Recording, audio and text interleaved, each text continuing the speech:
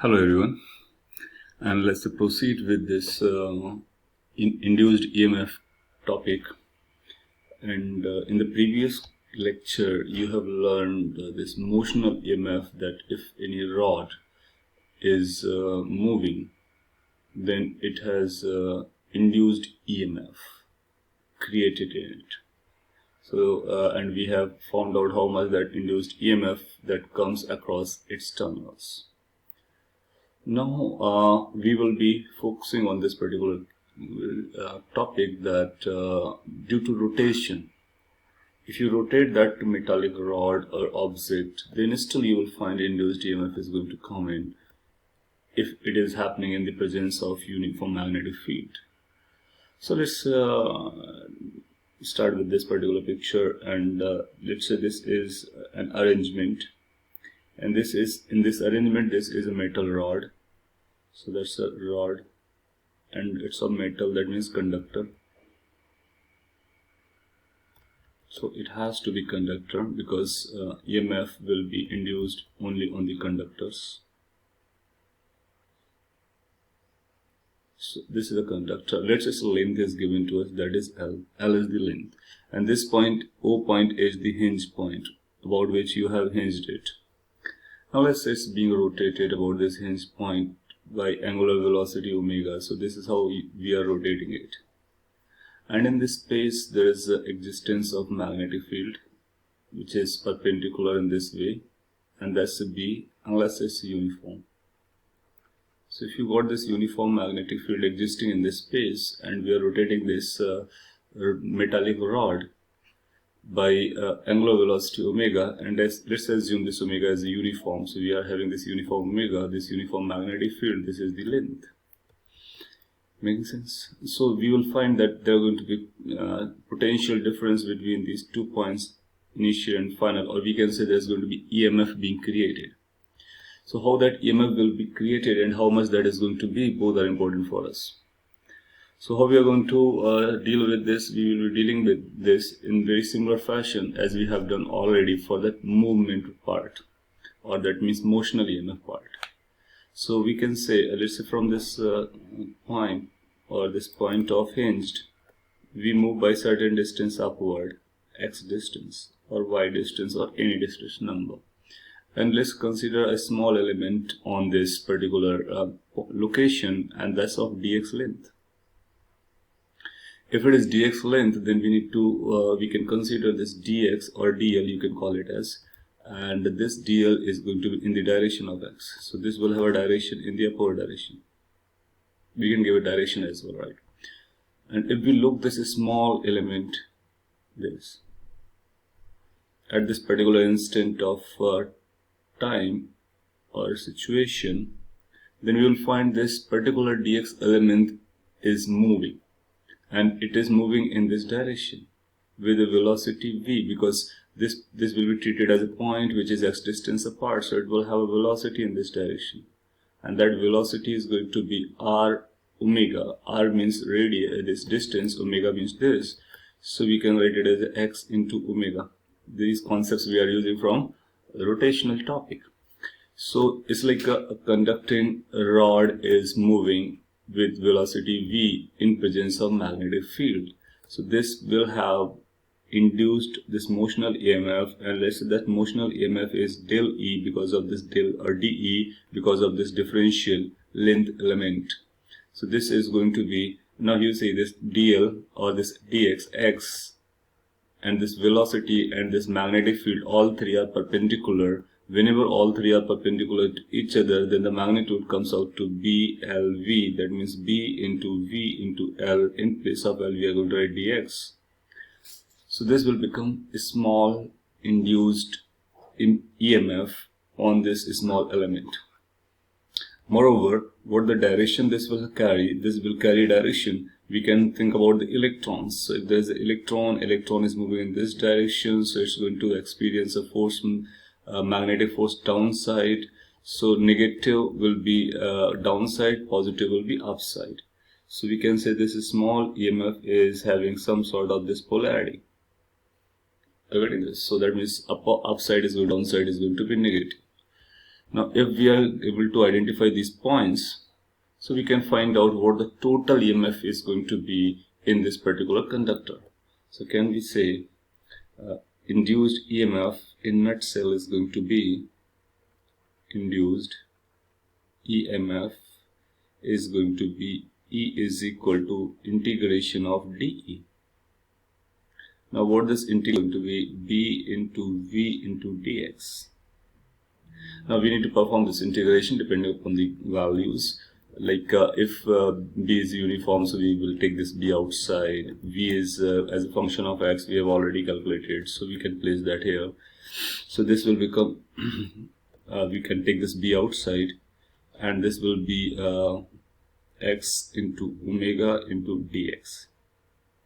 And then further we can take this omega outside, because omega we are taking as a uniform, so it's becoming x into dx.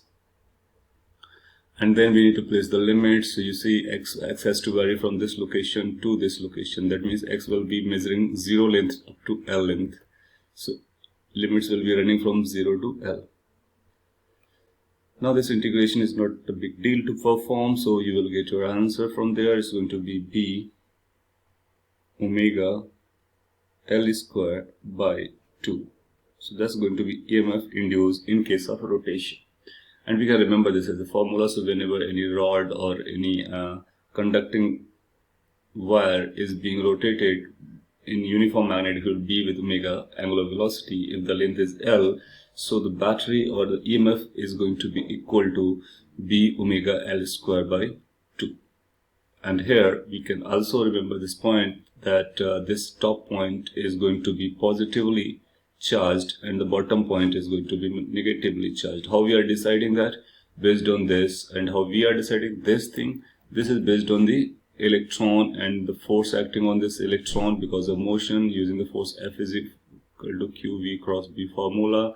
And then we are looking where the electrons are going. If we know where the electrons are going, then we know where the positive charge will get accumulated, and that will be opposite to the direction of electrons. So that is the case for rotational EMF, we can call, or induced EMF due to rotation. So that's proof, and that's a formula. Both are important.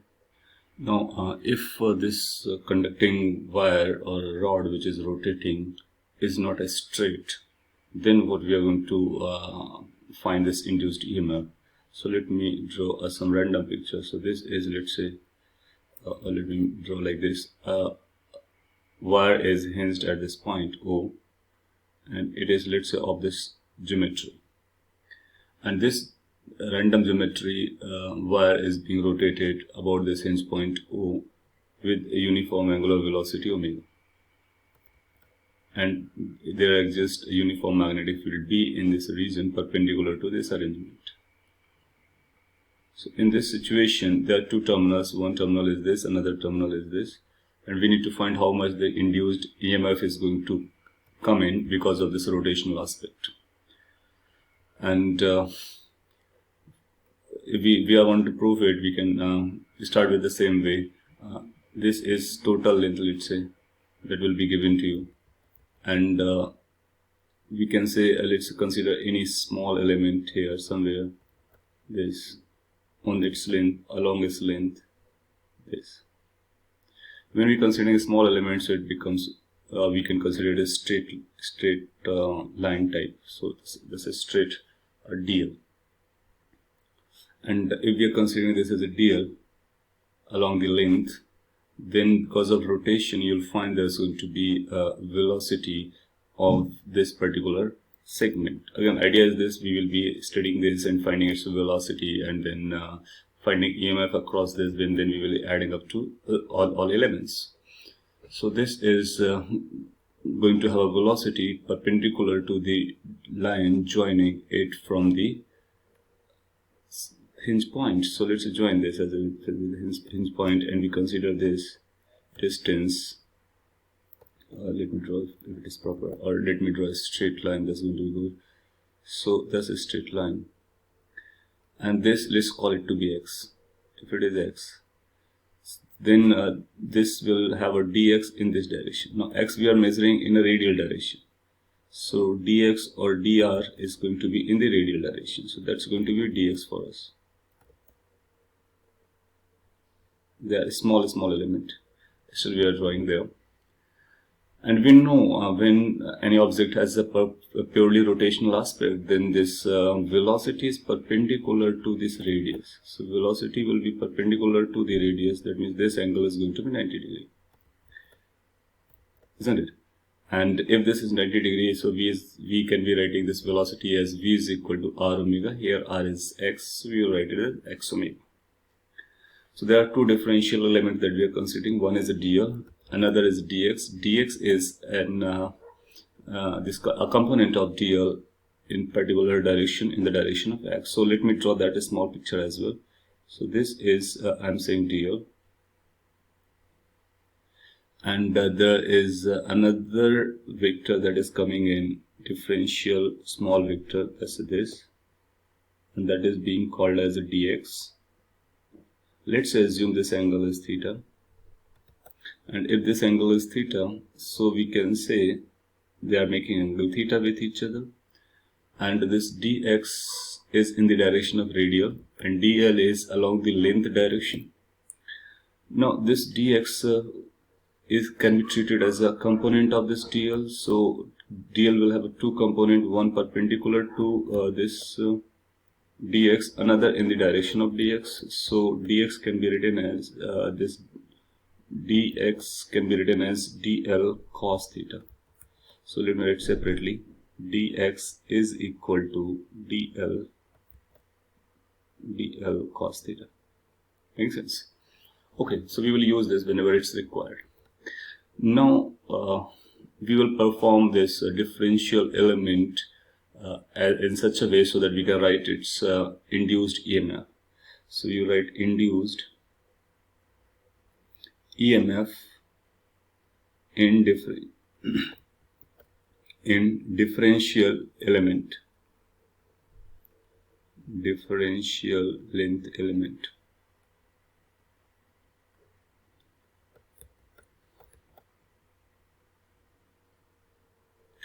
Okay, so what we can do is this: we will write dE small element. If we go with the proper formula, it goes like V cross B dot dl. That's how it works, right? And V cross B, let's perform first of all V cross B. Here a lot of vectors are involved. You can see that V cross B is going to be a vector which is going to be in the direction perpendicular to B as well as perpendicular to V. And if we do this cross product, then you'll find it's going to be perpendicular to V and in this direction. So that will be in the direction of dx. So you will find V cross B is going to be in the direction of dx. Makes sense? So we can write it as, let me erase this part because this is of no use. And we can write it as this is going to be VB, magnitude is going to be V into B, because angle between the two V and B is 90 degree. So it will be followed like sine 90, and sine 90 is 1, we know that. So that's a VB, but its direction is going to be along the direction of x, so we can write it as x cap. Can you see that? If you are able to understand this, then we are able to go ahead. And this is a dl vector, so that is along the dl, so that's a dl vector. If you rewrite it further, then you'll find it's going to be equal to V into B into dot product of x direction with the dl direction. Now we know the dot product, and if we are writing this, so basically we are trying to write the projection of this along the direction of this. So if you have understood the projections of where in past, then you can find that this is the projection of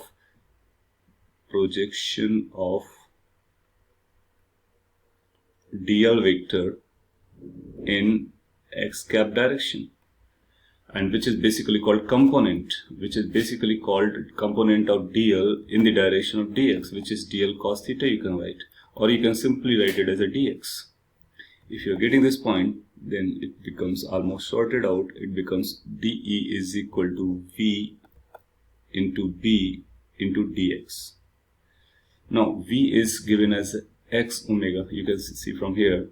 So replacing this V, we will find differential EMF is going to be B into omega into x into dx. Right, now this dx is not the length, mind it. It is from the, this is like radial direction, or you can say displacement point. So what the entire EMF is going to be, so you say integration of this EMF. Now can put the value of this dE, which becomes, let me write it in this way. So it becomes B omega x dx. Now again B omega is outside and it's integration x dx. Now we need to apply the limit of x from 0 to the length it goes to. So you will find the length that it will require is this length. So initial point and final point, this is going to be the final limit of x because it goes radially. So let's say this distance is capital L, or this length vector is capital L vector. So this capital L can be used as a limit, and we can call it limit goes from 0 to capital L. And what the answer becomes, you can connect now. The answer is this. It becomes, let me write properly. So this answer becomes EMF is equal to B omega L square divided by 2. Now here I have introduced two L's. One is a small L. Small L is the actual length of the wire, whereas a capital L is from starting point to the end point. So if the starting point and end point distance is known to us, or length is known to us, then EMF can be directly written as B omega L square by 2. So it does not depend on what the length actually is, it depends on what is that separation between the terminal points are.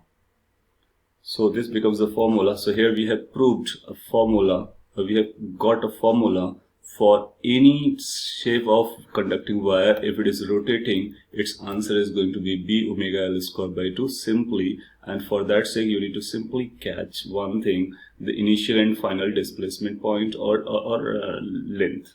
And if you can catch that, then you will get this answer, and that you can apply this formula easily. Okay, so that's an important point and the general point.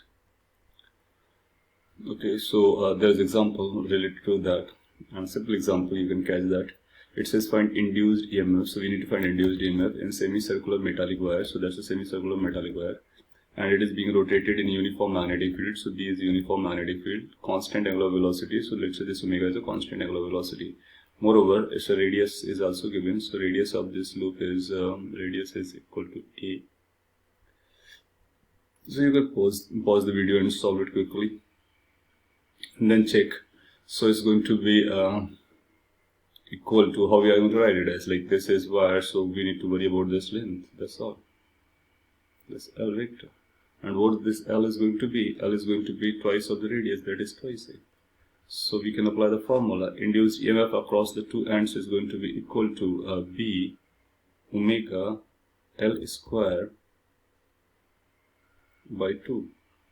Now we can put the value of L, that will do the job. So it becomes B omega L, which is twice A, and the square of this by 2. So how much the EMF is going to come in? So you'll find between the two terminals, this point and this point, two ends, you can say, this much amount of EMF will be created, which is twice B omega into A square. And we can also identify which one is a positive, which one is a negative. Then you think about this electron, then the force acting like this, it's moving like this, then force V cross B will be in this direction. So you'll find this is going to be negatively and this is going to be positively charged accumulation. So this is how we can find the terminals of EMF, and we can also find how much this is going to be. And if I need to show it by this, we can show that this is going to be this kind of EMF.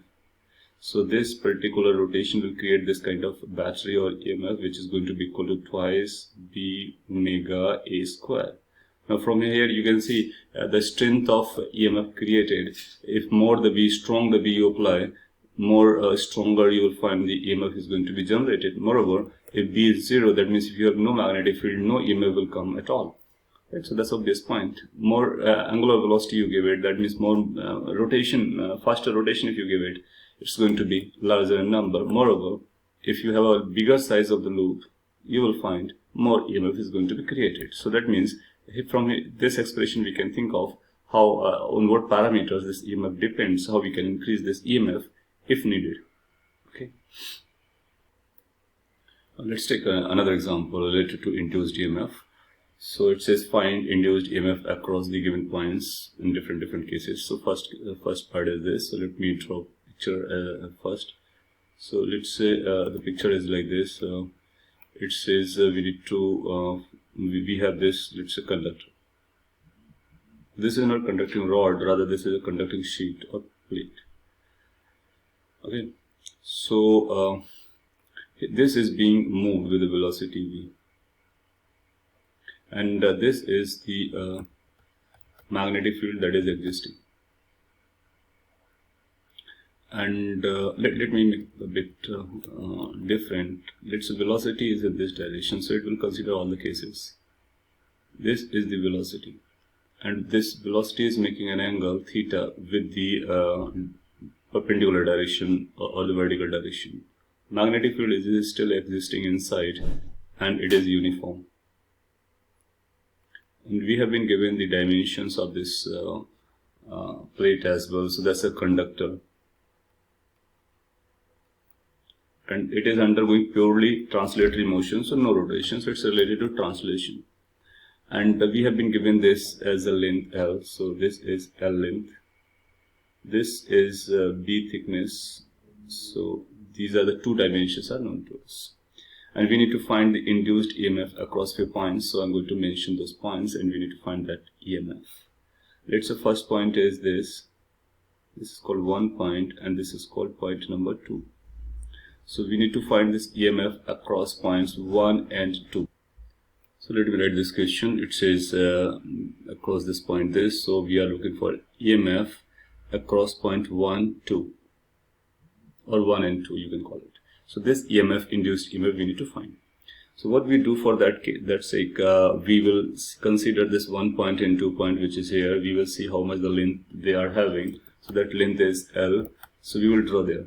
We can draw it separately or we can connect from that figure itself. Both will be working well. So let's say this is L, almost the same length, or this is cutting, let's say here. So this is L, right? This is a point 1 and this point is 2. So length is this, and magnetic field is, you already know, that's magnetic field into the plane, so that is where it was supposed to, perpendicular to L. Then velocity has to be perpendicular to this L, so we need to find the velocity which is perpendicular to this. So this velocity is total velocity. This can have two components. One is in this direction, another in this direction, right? So this component will become v cos theta, and this component will become v sin theta. Because velocity is a vector, we can always make the component. So the velocity component which is perpendicular to this, that is desired, so it's going to be v cos theta. We can look this picture like this. And this is the old picture that we have already talked about, when the length and the velocity and the magnetic field, all three are perpendicular to each other. So we will say the induced EMF is going to be in this across 1 and 2 as B, the magnetic field, velocity and length, product of all three, B, L into V, then cos theta. Now if make theta 0, then it will become BLV, so that will be agreeing with the old result. Point is this, or you can also simplify this by using those simple concept that E is equal to integration V cross B dot dl. Perform it, then you will find this cross this vector or this scalar triple product will give you that cos theta. And if you remember this way, that's also going to work, and we can find it quickly. Now there's a second part as well. We need to find this EMF induced between next point 3 and 4.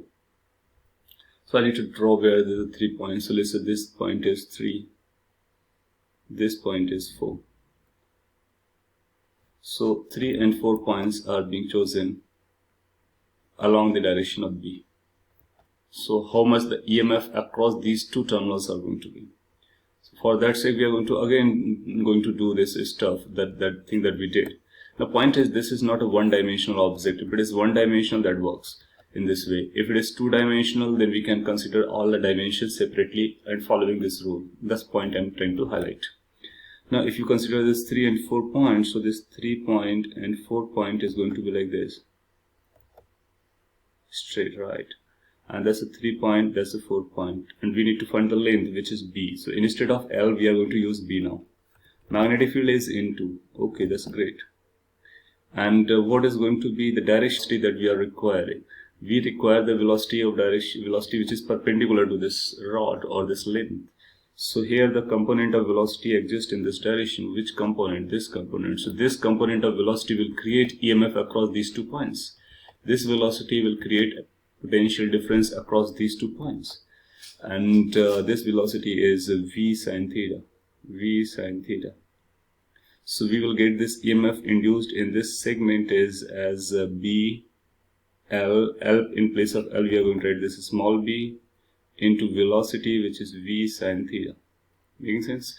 So if there's a two-dimensional or any dimensional, we can think about the length that is being formed, the velocity which is perpendicular. So we need to consider the component of velocity which is perpendicular, because we know if this velocity component will not give this EMF, because in a scalar triple product, two vectors, it becomes parallel, the product becomes 0. So only velocity component that's going to matter is perpendicular. So all three perpendicular, then BLV is a battery, and identify V, identify L, identify V, and you will get your answer. Makes sense?